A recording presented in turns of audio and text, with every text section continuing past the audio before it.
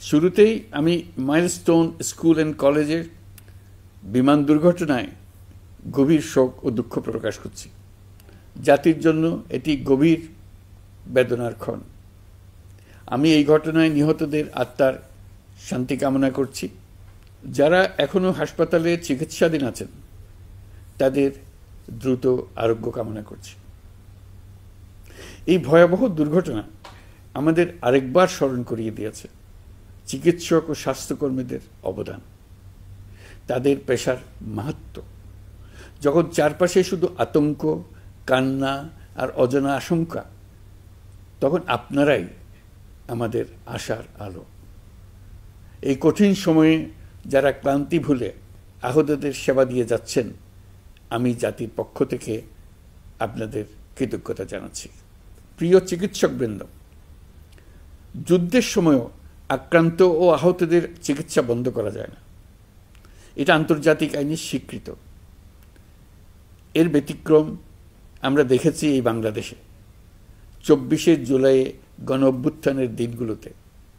Fascist সরকার শুধু এদেশের ছাত্র শ্রমিক জনতার বুকে গুলি চালিয়ে থেমে থাকেনি, তারা সর্বোচ্চ চেষ্টা করেছে যেন কেউ হাসপাতালে চিকিৎসা না পায়। জুলাই আমাদের চিকিৎসক যোদ্ধাদের গল্প কোনো যুদ্ধক্ষেত্রের ডাক্তারদের গল্প কেউ হার মানায়। রাস্তায় ছাত্রদের পিটিয়ে রক্তাক্ত করে মেডিকেলে ঢুকেও তাদের উপর হামলা হয়েছিল। ডাক্তার নার্সদের হুমকি ধামকি, নানা রকমের বাধা দেওয়া হয়েছিল।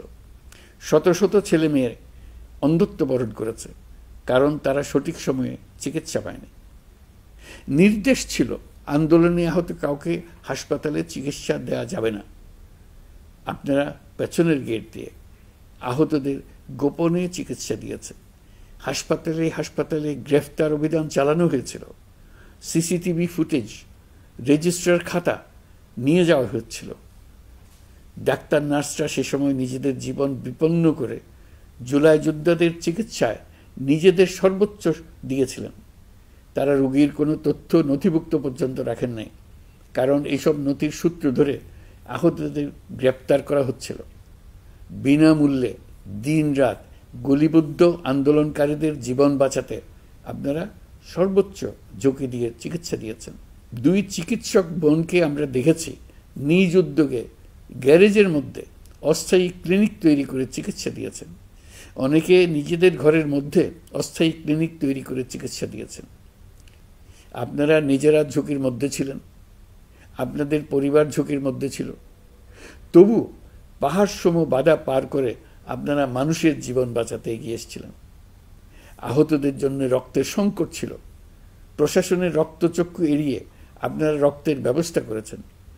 আহতদের পরিচয় গোপন রাখতে ব্যবস্থাপত্রে অন্য নাম, অন্য রোগের তথ্য উল্লেখ করে তাদেরকে পুলিশের কাছ থেকে আড়াল করেছেন। প্রাইভেট ডাক্তাররা স্ব-উদ্যোগে প্রশাসনের চোখ এড়িয়ে সরকারি হাসপাতালে গিয়ে গোপনে চিকিৎসা দিয়ে এসছেন। রক্ত দেওয়ার জন্য সরঞ্জাম সরবরাহ ছিল না, আপনারা নিজেরাই এগুলোর ব্যবস্থা করেছেন।